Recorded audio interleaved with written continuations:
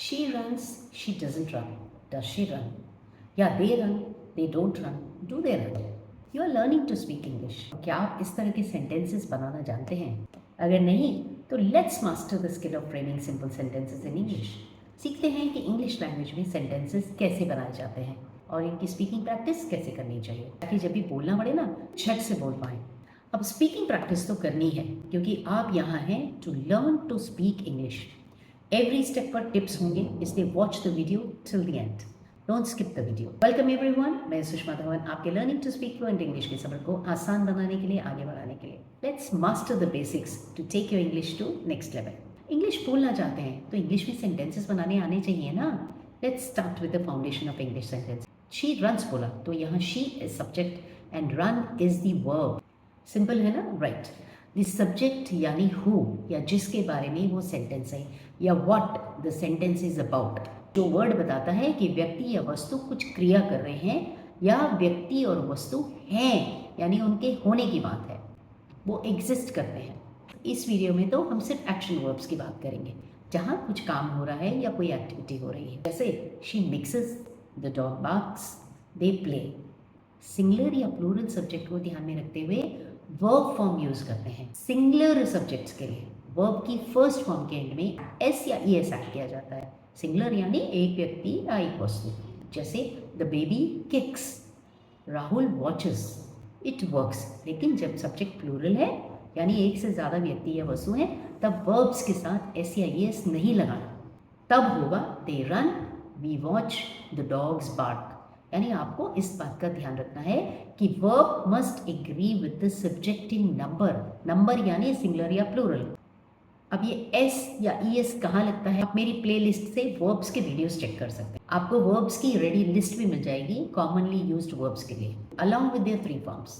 Pronunciation पर ध्यान दें, यहाँ से नोट्स बनाएं और स्पीकिंग प्रैक्टिस करें।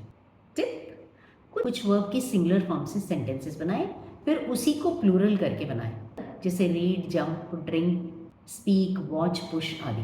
ग्रेट, अब तक का समझ आ गया। सब्जेक्ट वर्ब सेंटेंस के बाद नेगेटिव सेंटेंसेस यानी क्रिया नहीं हो रही, हम क्रिया या एक्शन के न होने की बात बता रहे हैं, कोई कुछ काम नहीं करता। When forming negative sentences Hindi में नहीं ऐड करते हैं।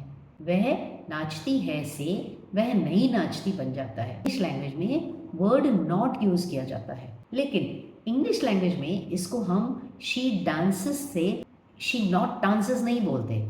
हमें डू या डज ऑक्सिलरी वर्ब की हेल्प लेनी पड़ेगी। शी डज नॉट डांस बोलना है।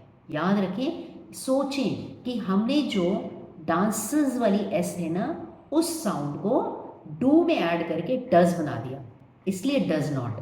ही, शी, इट या सिंगुलर के लिए डज नॉट।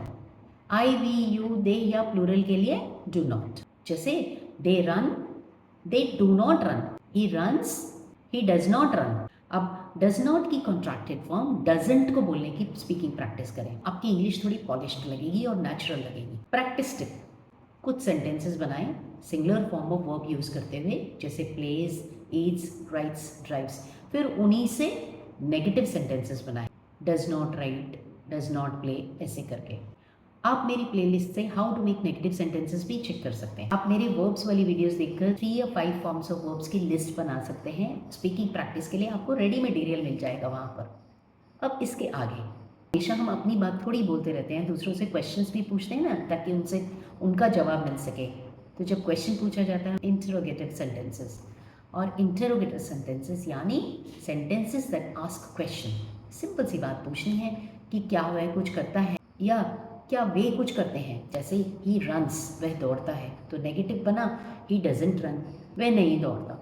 अगर पूछना है क्या वह दौड़ता है तो डज ही रन। वहीं they run, they don't run, question होगा डू दे रन। जैसे नेगेटिव सेंटेंसेस में ही, शी, इट या कुछ सिंगुलर है तो डज बोला, आई, वी, यू, दे या प्लूरल है तो डू यूज किया। अब क्वेश्चन बनाते समय भी डू या डज से सेंटेंस ही शुरू होगा। डू या डज सब्जेक्ट के पहले आएगा। जब डज बोलेंगे तब वर्ब से एस या ई एस हटाना है। He plays cricket, does he play cricket, they play cricket, do they play cricket. तो आज हमने 3 तरह के सिंपल से सेंटेंसेस बनाने सीखे। सब्जेक्ट एंड वर्ब समझ में आया, negative sentences and interrogative sentences. How to frame questions के मेरे और भी वीडियोस हैं, आप वहां भी चेक कर सकते हैं। आपको व्हेन, व्हाई, हाउ आदि ऐड करके क्वेश्चंस कैसे बनाने हैं, सीखने हैं, वो भी सीखने को मिल जाएंगे। हम अक्सर question words like who, what, where, when, why and how से क्वेश्चंस बनाते हैं। प्रैक्टिस टिप, आप डेली रूटीन के वर्ब की जो लिस्ट बना रहे हैं ना, उस तरह उनसे ये 3 टाइप्स के सेंटेंसेस बनाकर लिखें। I read, I don't read, do I read. याद रखें, आई, वी, यू, दे या प्लूरल सभी के साथ वर्ब की फर्स्ट फॉर्म लगानी है और डू लगाना है। लेकिन ही, शी, इट या सिंगुलर के साथ वर्ब की फर्स्ट फॉर्म के एंड में एस या ई एस लगेगा, डज लगेगा, तो क्वेश्चन भी डज से शुरू होगा। He reads, he doesn't read, does he read. S या ई एस कब लगाते हैं, मेरे वीडियोस चेक कर सकते हैं। मिरर के सामने खड़े होकर think in English and practice speaking. ऐसे आप बिना किसी पार्टनर के भी स्पीकिंग प्रैक्टिस कर सकते हैं and soon you will be able to speak fluent English. Keep following for more. How to make simple sentences, list of most common verbs, different forms of verbs, negative sentences, interrogative sentences, how to frame questions.